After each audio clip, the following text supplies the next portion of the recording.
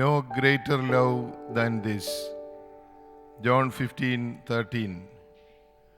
On the evening before his death, Jesus told his disciples, "No one has greater love than this, to lay down one's life for one's friends."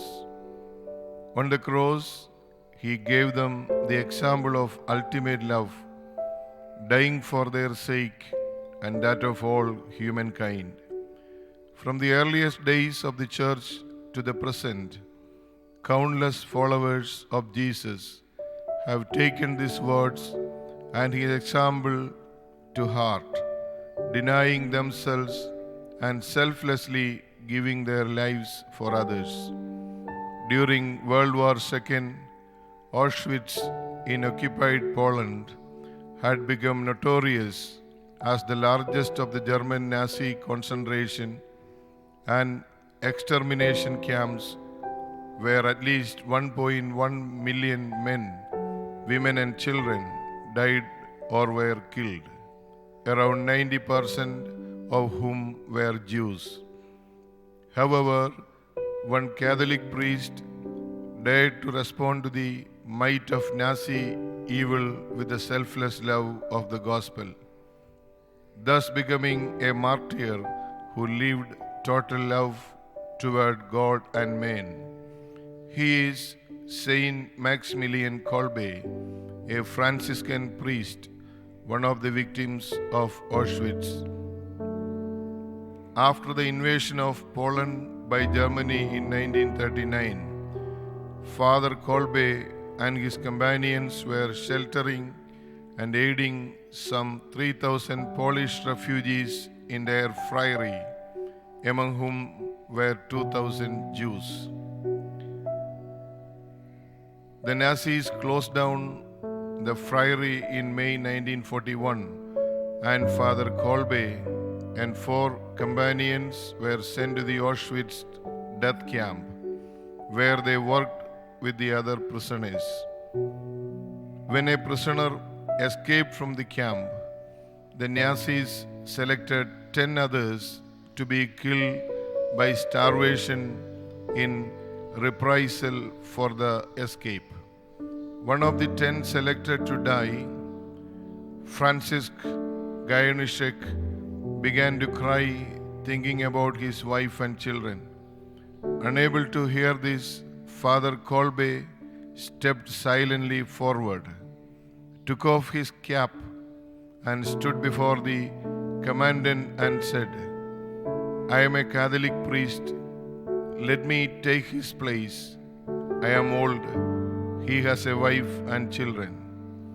The Franciscan priest pointed with his hand to the condemned Gajonišek and repeated,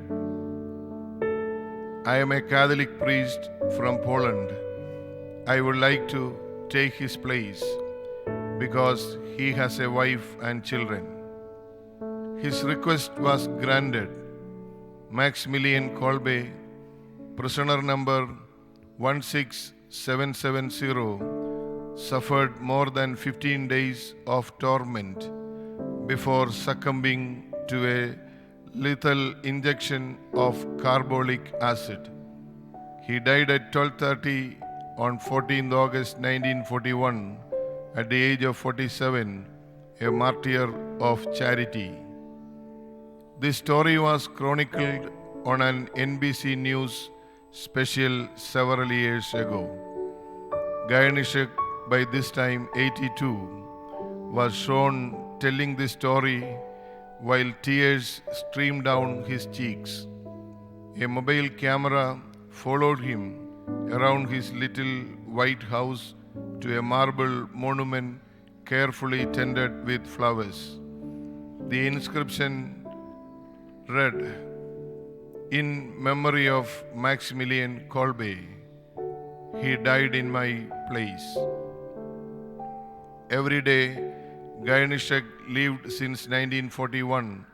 He lived with the knowledge, "I live because someone died for me."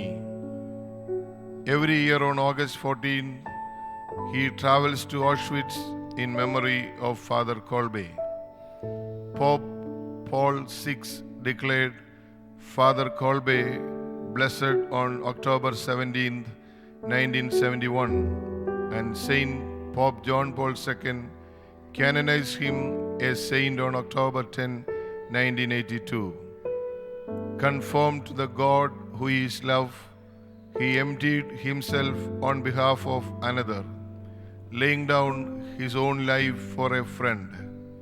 For Maximilian, even strangers and enemies were friends, not in a sentimental sense, but in all its radical, piercing repellence.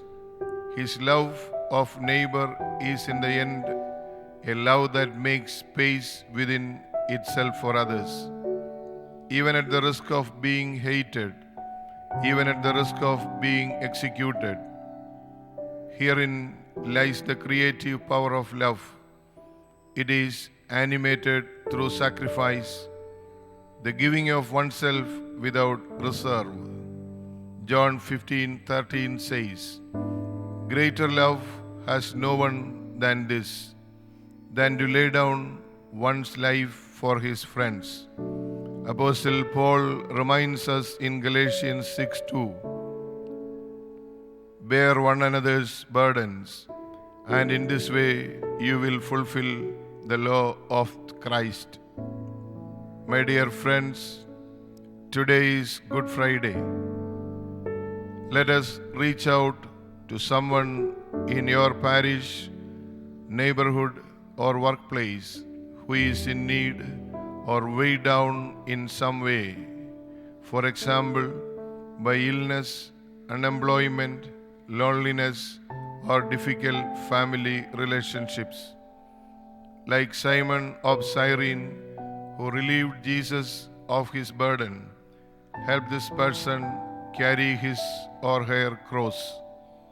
You might offer a word of encouragement, perform an act of kindness, do some practical service such as preparing a meal, or simply be present to share his or her sorrow. Be generous, not grudging, as you support and assist this person on his or her personal way of the cross. May this Good Friday be a transforming day in our lives. May God bless us. Have a blessed Good Friday.